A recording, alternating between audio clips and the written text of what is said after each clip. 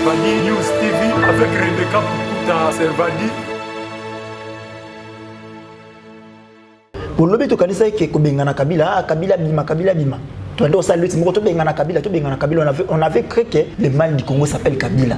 Donc on a fait des bien de songai na ajinanga boye non la sombi mutukate c'est Kabila. Embouteillage na balabala c'est Kabila. Donc le mal la Congo kombo na Kabila, il faut to bengana Kabila. Mais quand même les bateaux balobayi ke mabe Congo kombo na Kabila. Bazui pouvoir en lelo na Kabila on sentit le local na Kabila bis. Donc rien n'a changé. Chers internautes de Servadi News TV, merci d'être connectés déjà. C'est encore une nouvelle émission avec Rebecca Bilendo pour la Servadi. Émission na bineza Masolo Yakine. Masolo Yakine ebisaki bino to bando kozwa.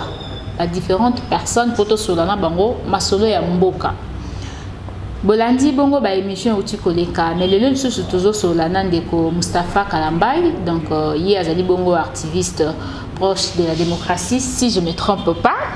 Yena ye tokosola masolo ya mboka lisusu toyambaki ndeko Joël Mongu azaki mingi na kati yo ezali makambo ya INC toyambaki ndeko Dieudonné Kandinda e pasola ki makambo e de pesa lobaki akoka koloba na o etali politique maintenant ndeko Mustafa pe ya koloba ekozanga te parce que intérêt ya population eza kaka na ba dirigeant na biso tozali komona bango bazali ba activiste babanda combat lelo te est-ce que combat na bango esila to combat ezala kaka Pesi Mbote, Ndeko Mustafa, bonjour.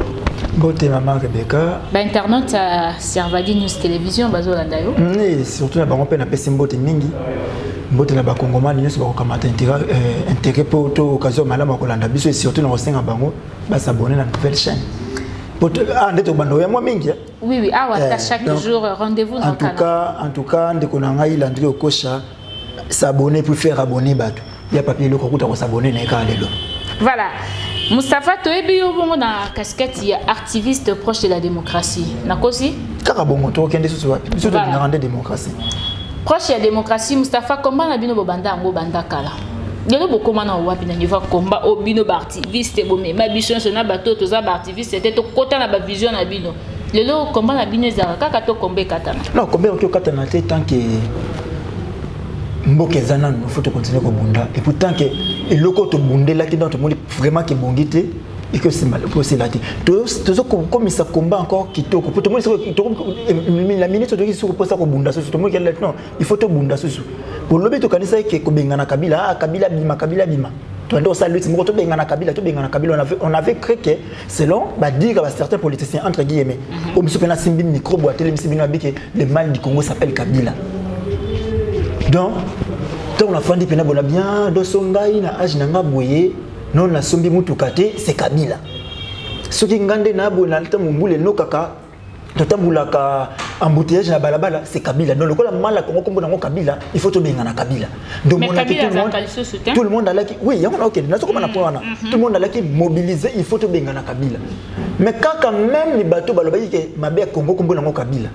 Bazui pouvoir ngo lelo na Kabila, on sentit le local na Kabila bis. Donc rien n'a changé. Et c'est par là qu'on a compris que tout le monde qui m'a il faut surtout multiplier l'huile. Il faut tout le monde sur ma casse parce que rien n'a changé. Bon balba qui lobby Kabila mabé, les lobby dit que ça la plus que Kabila. Lobby babé Kabila quand mabatu pour na outrage. Outrage c'est la rapport na ba dictateur, mais les autres qui peut bakangi batu pour na outrage. Donc les autres comment ils ont ginango. Or lobby batu même batu ba finga ki Kabila. Ah mais les autres qui bon bandi porter ba plainte. Oui, pas que funda bafundi journaliste moko boye pour abengaki bango atataki bango atataki bango. Donc on a senti que tout bunda qui mabe. Alors il faut qu'on orienter combat autrement. Il faut que ça la maintenant combat ya système. Tout déraciner ba système on sur ya mabe wana elongwa pour na seke botama. Donc tout banto ça combat ya ba valeur. Donc dès que cela qui lobby l'autre ko continuer même combat. Tango lobby bolingi bo bunda malamu en fait moi je ne comprends pas combat na bino boko bunda nanani en fait. Au moins hier, tu vas dire que bunda contre Kabila. Lelo, bo bunda nanani. Le lelo c'est quoi? Tu vas bunda contre le système. Il y a Kabila. Non, Kabila n'est plus. Tout ce qu'on a mais système. Non, franchement, tu as sur ma caméra na minute comme tu as engagé pays comme Félix Tshisekedi de Tshilombo. Makamba coronavirus comme tu as géré un gouvernement Félix Tshisekedi de Tshilombo. Kabila zate. Donc tout mabe na bino koto so bosali mabe na bino bozo boki na toto Kabila te. Dans le bongo yo zo côté la Kabila. Na zo côté la Kabila te na ba makambo za réel. Eza mamba sorti mutante. Tant simba quitté Caméré. Le loi simbi Fati Béton. Boni bobino bolaka responsable bozalaka responsable été. Bozalaka responsable à rien. Bino ka malamu ya bino mabe ya bato mosusu. Donc problème ezali siko to ça la lutte ya système o eza ko kota siko na kata mboka minito chetu wa kwetu ndeko na ngai na kata présidence balobaka bato suba za kuna 90% balobaka chiluba. Et ça normalité.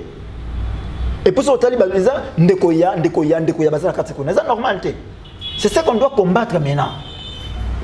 Donc le système on est que ndeko na ngato camarade nanga non loko na lagi loko na tambola na Adonis na moi loko la bakanga na Adonis loko la to selaka kashona Adonis lorsque na zumbo ngolobi muteliboso na konduka Adonis c'est pas non ils a bon côté pour le ligne de sa chance na moto yebakate juste les compétences na ye est-ce que tout na ba critère nini ba batile ba cabinet na bango critère ça rani critère bango ba nommer la ba cabinet na bango.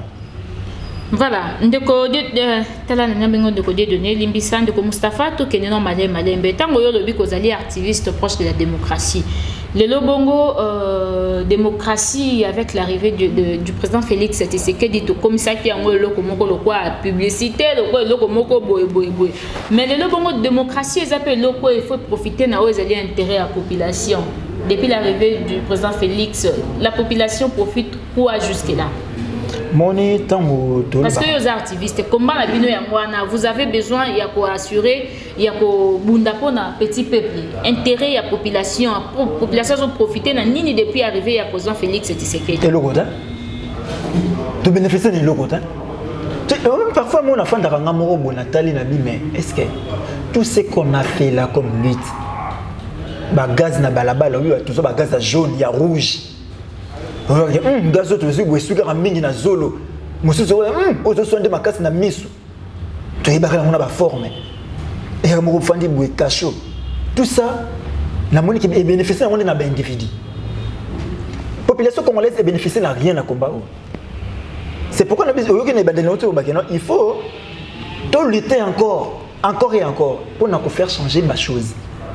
Tout ce que notre démocratie continue de Félix Tshisekedi, tout ce que blague. Moi je me suis demandé que blaguer.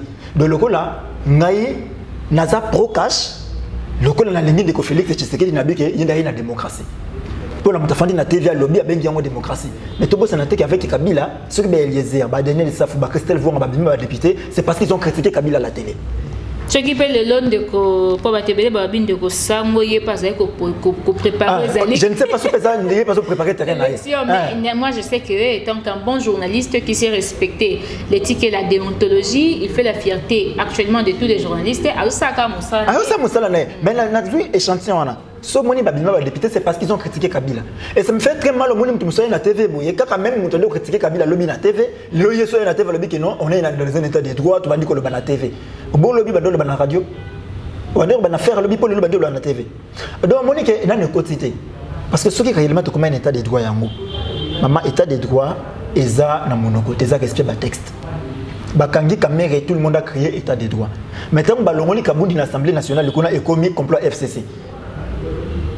Donc état de droit comme une démocratie maman na biso Jean-Jacques Mamba to ba bakini to ba bakanga modèle bakangela obi ndé bakangela Jean-Jacques Mamba ba baki bakangela la flagrance bande ko langa ya UDPS ba benga yango état de droit pour na bangola état de droit mais na ko rappeler ba tuna 2016 bakanga Franck Diongo na ndenye wana ba ko kamata Franck Diongo na ndako benga nini dictature Kabila mais ce sont les flagrances likambo ba reprocher ka Franck Diongo zalaki nini à séquestrer ba soldats à séquestrer les militaires. Il y a un flagrance pour séquestrer les oui, c'est normal. Mais tout le barani n'a pas la pose avec Kabila. Kabila dictateur, Kabila bouillé. Mais le col au Jean-Jacques Mamba n'a coupé dans le pas n'a humilié. Il a coupé. Il y a une flagrance à imiter, falsifier ma signature. Mais la signature qui me colonie. Ba porta qui plainte mon colonini pour ne pas que benga mon colonini yango ba bengi flagrance au moins que toza na kata état de sentiment pour le moment toza dépasser na ba sentiment to banjo benga état de droit na uto ko loba na yo awa ba kangila ni démocratie ngama mama na biso na 2006 mbala liboso ba kamangai na laki encore mineur kaka makambo wa Jean-Pierre Bemba oyo violé lo na monique na partie de bando sabso ba aventure Kabila te bakanga biso na 2006 mokolo mama kamatinga na ndako loko zolo bananga mwana démocratie ezali tolérance. S'il faut qu'on résume mot démocratie en un seul mot pour tout contre le détail ya concept en un seul mot pour résumer on la tolérance. C'est-à-dire que tant que vous na posa ko yemba est-ce que mutasa pembe ne pas na posa ya musique yo yemba wana tant que vous na posa ko lala na ngonga wana. C'est-à-dire qu'on se met la musique na beta na mongongo ya sepo tungisa muninga za côté et c'est ça la démocratie. Donc c'est-à dire que tant que basalio likamoko comme elio yeba pe kozala mo tolérance mais bande ko ya ngambo wana ba ko yemba état de droit bazana tolérance wana te bande ko nga IDPS. Je vais les citer. Ils ne sont pas tolérants. Ils ne sont pas tolérants. Donc pona bango malamu e comme li bango. Et ce comme pas moto muso c'est ça mabe. Ce comme pas na yende za malamu. C'est pas ça la démocratie, c'est pas ça l'état de droit. Donc l'état de droit besoin le bawana. On a donc notre constitution et démocratie on to bout dans notre poya. Même quand le président de l'IN, Zaki Dirkab, dire terre de cabinet à chef d'État, il y a un chef d'État qui est en prison, ils ont la démocratie. Est-ce qu'on peut résumer l'état de droit dans le Rokangabatu? Pour te dire qu'on résume, on ne peut pas dire que c'est ça l'état de droit. Non, c'est pas ça. Total la procédure ni bazo kangela batu yango. Bobengi ngai na ya bo invité nga na ye volontairement. Na ya koyoka nini bobengi linga et puis on s'est retrouvé dans makala. C'est ça l'état de droit. Mais l'objet mkonga na weba keno ba invité ki ba invité ki Rebecca akendaki na makala ngam ko ba invité nga nosani. Na kimi pour nembi ke na ko se retrouver na makala. État de droit la question ke bokanga batu. Ata botondi moni ba prison makala wana. Construit pour 1500 personnes, le ba comme 9000. Ata botongi mususu bote batu 1 million na 4. Ata bokangi kangi ce n'est pas ça état de droit. État de droit zali nangana yoto comprendre la valeur démocratique. Oza résumé il y a liboso le première valeur démocratique la tolérance. Moi na mbali kamere ndeko na biso wana. Combien de fois sengi la liberté provisoire voilà. Et ba ko pesa ya moté et vous appelez ça état de droit. Parce que liberté provisoire peut eza droit. Ba pesi ya moté. Donc, en un mot, tout le monde a makambono to continue état de droit. Nanuté. Donc, to fondé to banda bitumba ya kokota na état de droit. Voilà, to banda bitumba po to kota na état de droit. Bitumba yango banani bakosala yango banani. Ngai na yo na yekuna to linga. Ekozala ndenge nini? Kaka ndenge zala ki lobby. Moni lobby to banda ko lobanini? Kabila. Ah. Mais ce que il faut banda ko bunda respect ya ba texte. Le loto bunda te poto loba Félix doit partir, to do bunda ko ya bongisa. Tant on a lobby déjà que to bunda po na respect ya ba texte. Le texte n'a pas clair. Félix Tshilombo, malgré ma campagne coronavirus, malgré tout, il a un mandat en 2023, il faut que des élections. Donc, avec le coronavirus, là, ce n'est pas notre problème. Aujourd'hui, on attend à respecter le texte. Démocratie en Gowana. Respect, il y a le texte. Tant que tu dis qu'on a respect le texte, tu as le mandat du président. Pour éviter déjà qu'après 5 ans, il doit partir. Il y a aussi les États-Unis et France, Macron qu'il faut organiser l'élection. Et puis déjà que quand on a un système, on a regardé ceux qui na la moki na tongo na sokolaka. Et ça ndenge on a pas na bango que après 5 ans faut organiser l'élection. Respect ya texte, bitumba trop ça la surtout ko ça la yango wana respect ya ba texte, yango wana nde démocratie to koluka. Yango wana nde état de droit to kolinga to kota. O lobi que non. Ce qui ba interpeller ngai et loko liboso faut ba bisanga ba interpeller linga nini. Ya mi balé faut ba tikanga na kota en contact na conseil nanga. Tout ça ba détail wana. Yango to ko état de droit. Donc état de droit zate que bakangati mutu batina makala yango na état de droit. Non non, leti ndeko na biso ya PPRD Henri Magie. Henri Magie voilà. Na modèle bakangeli Henri Magie na kolbata loko la ngai na kamo mu PPRD te na ne loko bakangeli Henri Magie na beta maboko. Non, tout le monde bakangeli ndeko na ndenge nini? Bakangi ndenge yo zaki informé. Mais maman to mona ki biso nyoso ki to koluka Henri Magie abungi ba enlever Henri Magie. Na le baki mona ki sasa Henri Magie akomona na te. Un bon matin to ki ono azana yipekin. Après a commis na parquet. Après a commis na makala. Eza le lenge moko pe ba trouble ute ko sala ma e pa ya ndeko na biso boso na politique papa Sango Israël Mutombo na likambo ya mwana ya Laurent Désiré Kabila. Il s'appelle encore qui? Ce qui Ibrahim. Ibrahim voilà. Il peut pas l'évacuer. Ce n'est pas dans mon il y a un ce que ton pas que notre continent. Mais c'est quoi il y a kasi ko ndeko na tanga lobi il ba on l'évacuer par après ba ndeko ba on l'évacuer mais bisa ke ba mema ina kinga kati pas ndeko Kabila. Ah tika ba aventure. Tika ba aventure Kabila za juge kuna to nani na la police ko bombele kuna tala. Omoni atoboyaka na omboloko dimatamba munae. Ibrahim ba faire ya famille na bango faut pas ba côté la biso na balabala na place publique biso tout ba dormona yango te Ibrahim ba wana ba ndeko na yo tata mon côté, et ça problème la mission, ça problème de la famille. Bon, traiter ma famille. Quand ma soeur va bloquer, on va lever qui est, il a une Félix, c'est un majeur moi qui roule misaï. Ah, bon, tension, mon tournage a créé un boc. Est-ce que vous pouvez savoir ce combo majeur au Félix, c'est un gars qui roule misaï. Pour le bac qui est bangé, mais il y a bon, on a tout dit. Mais c'est que, nana boya qui va me mener à Kingakati. Quand on va battre na balabala wana, il va enlever, il va battre na balabala pour empêcher. Maman, tout ça la Kinshasa. Et c'est ma comme famille, hein. Baba ndeko na yetu yebiki za mambalar. Il ko esa les bons za mambalar. Le gars dans la poste en bongo abenga bandeko na yeba. Pour moi maman so makelo so oui, on a ça ko exposer les sur la place publique wana. So Kabila ba bengi na ngambo wana. Ba pesi moi 3, ba pesi 3 millions. Atie na poche, arozonga na TVT, c'est biso ke na kende ko ba pesi ngambongo. Arozonga na TVT. Donc, ma famille va traiter en famille, va traiter côté ça na ba bloc on a pas de problème belé, ba congolais ba zolia malamu muté ba député ba au bout de l'Assemblée nationale, ba so bo sana bilé ya ba congolais, mais yazo exception makambo Kabila nai. Voilà, bati kabiso na makambo na parce que mboka ezana ba problème belé, parmi ba problème ezana mboka, il faut battre la paix les situations, na ko ba économique, situation alimentaire, ba situation nya so mboka. Tout le bien non paix parce que tu es un activiste proche de la démocratie. Tout ce que tu dis, c'est au nom de la population. Le Lobongo, tout ça, parce que nous avons que 2 minutes, où est-il Nabiso? Tout ça, là, il y a un passeport. Parce que Bandeko Bélé va être troublé par rapport à ces points. Et là, le débat, depuis Mikoleleki, na chaîne, nous sommes ici, Kanazalaki, il y a un passeport.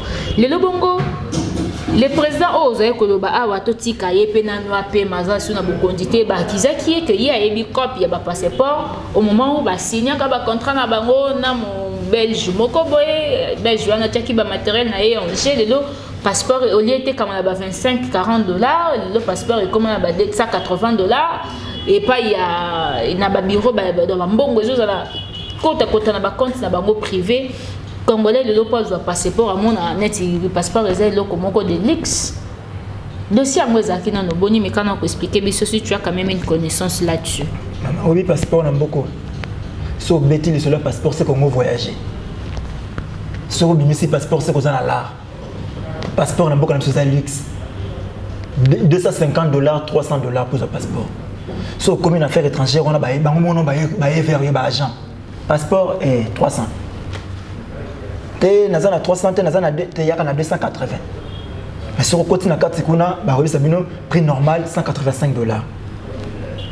Les passeports les plus chers au monde contrat on a Semlex. Liboso ba bana biso ke mbongo na bandoki na famille ya Kabila na lobby yango Félix Tshisekedi mtolio en 2016 na mois d'avril.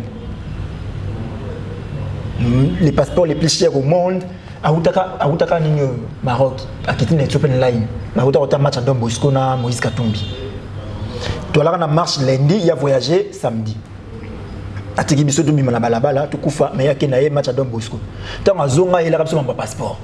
Oh non passeport c'est les plus chers. Alors ba belé. Et biso tout peut tomber la mitu, la biso te que bon passeport et na famille Kabila.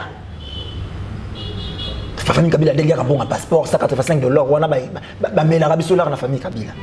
Mais le ça fait une année dans Nambu depuis Kabila Kenda. Mais le bimbo, il y a passeport.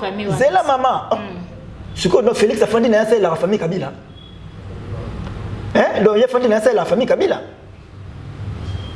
Et c'est le quoi go passe le bail balba qui a un bon à Kimbuta mais go passe continuera t-il le Kimbuta Kenda. Parce que bon on Kenda pas Kimbuta. Donc j'entends que la fondé on a à ça la Kimbuta. Maman.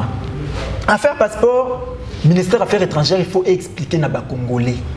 Dans le ministère des Affaires étrangères, nous avons tous les ministres qui ont depuis 2015 na bandi na Raymond Chibanda. Chez Okitumbu, Nage Matembo. Na oya wana sikoyo, oyo nani. Marie Nzeza. Yepe fois loba. Po age alongo na ministère wana na mbula nini na 2018. Et en 2019 attends basali remise et reprise. Ndi age Matembo aki. Marie Nzeza wana ye. Yo ka esi mikolo ba tu passeport.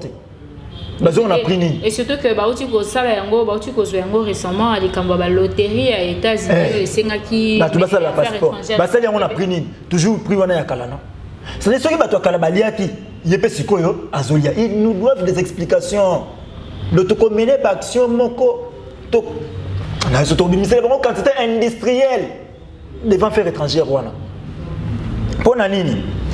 Après bah fouille bah ko bisanga que oh ezalaki na $10 babakisaka likolo wana mpona kosombela bacadre mituka bazalaki na mituka te bafuta baniongo basomba baappareil domoni bapasseport wana nde baosalaka boye to osombi passeport osombi na appareil osali passeport wana osombi passeport osombi na appareil esali passeport wana mais oza te lelo bakitisi passeport yango $20 totiango nakiti yango ta na $20 mais eza baappareil nde osala bapasseport yango kaka bameme appareil oyo biso mo tosombaki na bambongo na biso mais bon on okende wana na basali badispatch moko boye omoni mpena ke bazolia mbongo bakongole bakongomani mawa yonga moko boye ntango mosusu okozanga mbongo mais moto asali déjà na mbongo akolia mbongo na wasusu trop c'est trop tosali collectif ya bamouvement citoyen nyonso omoni ke badaye bandeko na biso ya filimbi déjà ensemble na baconstituant mosusu badéposer déjà plainte na poto biso tokosala yango na kisasa ntango tokoba likambo ya plainte mpona monoko bonomoni ke bakoexplike biso te bakoloba na biso eloko te yango tomoni ke fo tokende sikoyo na nzela ya bazuzi batalela biso likambo oyo po te bango mpe baza d'une manière ou d'une autre baza victime ya likambo wana moto nyonso asomba passeport na mboka oyo aza victime soki bamoni wana passeport okomi riche biso tomoni ke trop c'est trop tokolandela likambo wana ntina suka mama na koyela yo baexplication tu nazozela kaka ville efungwama yango na kosenga na Félix Tshilombo pardon mingi ndeko Félix fongolela biso Gombe yebisa Gentini afungolela biso Gombe po tozana ba biloko makasa kosala na Gombe kuna po bato nyonso fo bayeba neti kokende ko manifester devant affaires étrangères yo kasi ba otika on a période à Covid-19 parce que Covid-19 tozoke na 3000 abonnés 3000 contaminés ata ba komi 10 000 na osenga ata ba komi 1 million afungola to manifester na ba masque to garder distanciation sociale ya déjà ça va payer ça plus de 10 personnes ba manifestation ngoko za kaka yo moko na mais poso uti ko sila o mardi na manifestaki na commissariat général ya la police manifestaki wana na biso anucha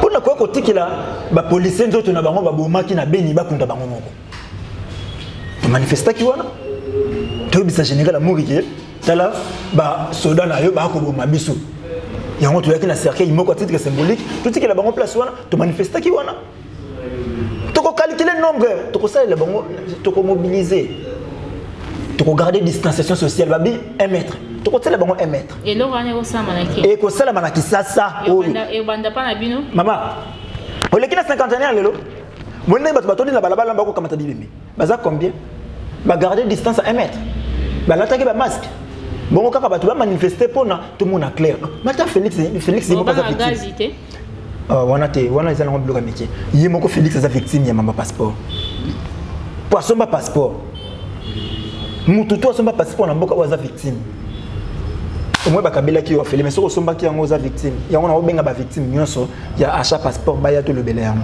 voilà baya to lobela yango ndeko Mustafa tozaki pena na tamoko ya mokuse je crois que bientôt là tozo citer déjà mais quand même les bongo population azolela bon ba sujet ezali tellement belé moi je me répète vraiment ngonga mke poto développer ba sujet ou ekokopé ça ba penser belé entre autres les cambo ya ozali to le dollar rapport intérêt à la population le dollar réseau qui na 20 000 francs voilà pour le belé yango ata lobby to après lobby ba makambo ko le belé ezali belé mais ce singeli peut dire pour s'adresser et pas ya ba kondiamboka ne fût-ce que peuple wa azali ko la nzala à se retrouver étant que activiste proche de la démocratie proche de mingi peu la population ou de tambola qu'on a intérêt à peuple au kolobani c'est que message on a adressé on a mutu moko mutu nini Félix Antoine Tshisekedi azoyo kayo mwana ya Etienne Tshisekedi wa Mulumba na 2011 to bande otambola biso nyonso boye tondo tsango ndengeni boye le peuple d'abord biso nyonso kaka boye le peuple d'abord na ke ko voter na Moniere le changer comment là là tu écoute etikali ngai na nzela donc nakokamata yango ntango nakozonga mama tobande kotambola le peuple d'abord nazolata Moniere mpo na kende kovote Etienne Tshisekedi po tolobaki soki IDPS azwi makambo na mboka oyo c'est les changements soki IDPS azwi makambo na mboka oyo tout va changer mais par contre IDPS tobande komona Etienne Tshisekedi azwi kaka primature ya pamba Félix papa na otango azozo kaka primature ya pamba Mobutu président de la République qui est premier ministre $4 ekiti tala différence na yo yo aussi présidence président de la République première institution en mboka dollar et matito ko kende na 20 mboka soki e baby mosolo na yango pe baka ilongo voilà tala ndenge mboka e baby voilà je crois que si je te garder yango pour prochainement tala ndenge mboka e baby vous allez ka moi flash joie ba responsabilité na yo na maboko to na bino zo ba responsabilité na maboko tika ko landa ba opportuniste ba ofanda pe na yo na ba ko saka yo mboka eza bien pour ba olia batu balé sauter ensemble batu sana bango na ba uti poto et na poto kuna balé na copine ni yo mo tala bango balé na copine na yoki kutu ba misusu na poto basala ba 5 ans chômage mais ba misusu kutu basala te ba comment ba conseiller bandako ki komela bien bandako ki komela whisky pa fina nga wa yambo boke chuwa yambo boke komela ba whisky pa na ye mais lelo oti bango na cabinet bazo zo mbongo pona ba bomba ma vie na bango lobi tala situation sécuritaire ki ba congolais de commune à niveau nini tala situation sociale ba congolais de commune à niveau nini congolais zo ko kwasu ata lipa kanga journée na biko yo yebaki yango oyebaki lipa kanga journée pour tonder ko lengo na limité o bande ko mona biso tala lipa kanga journée volume ya Kabila na 2011 volume ya Kabila na 2013 tala siko yo kaka na une année tala volume ya kanga journée ndenge komi à 200 francs ça ne va pas zoa ba responsabilité na maboko bato ba otinda ka kanga bato na e na musala mandunga te poto kangi biso na sote biso na kata boloko e malo ngeko yate soki au ministère na kata mosala te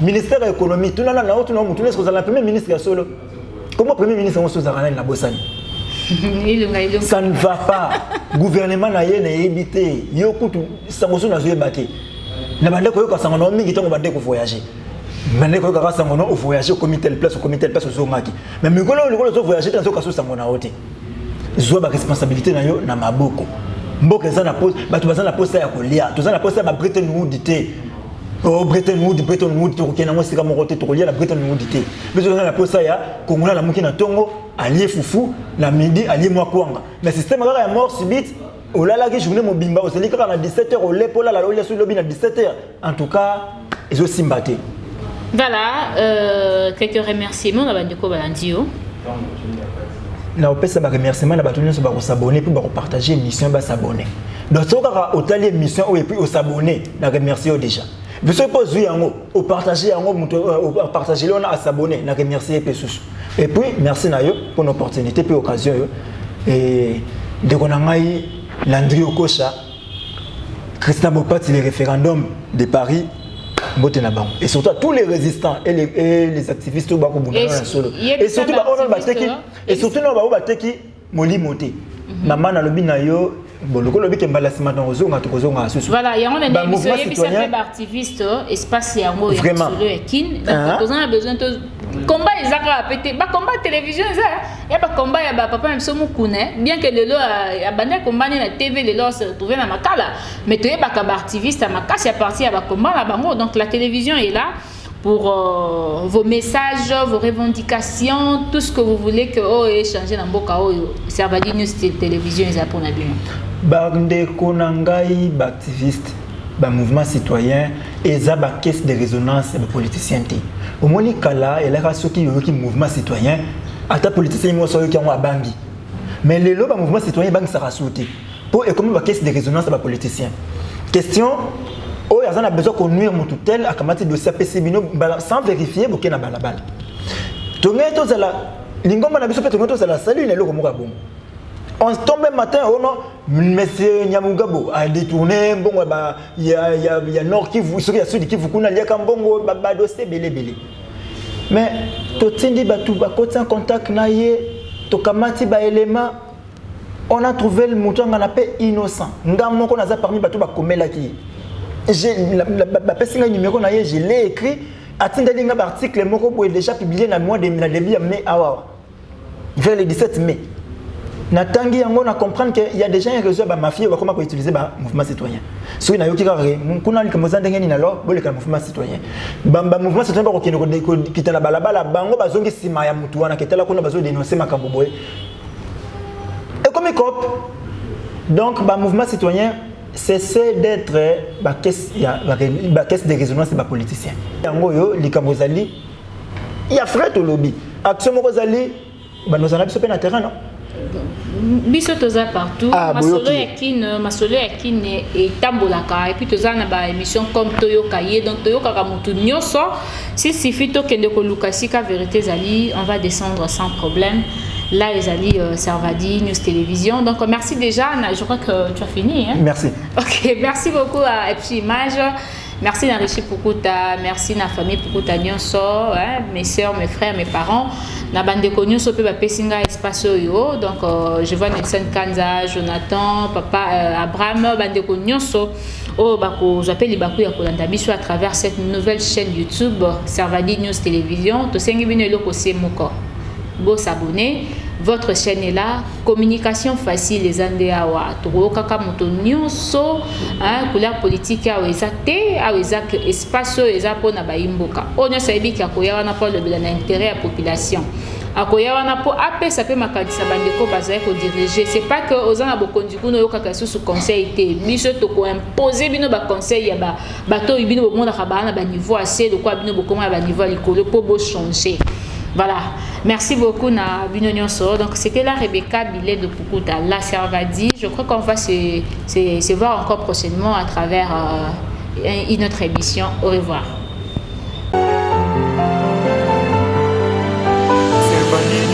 Servadi News TV avec Rebecca Pukuta Servadi.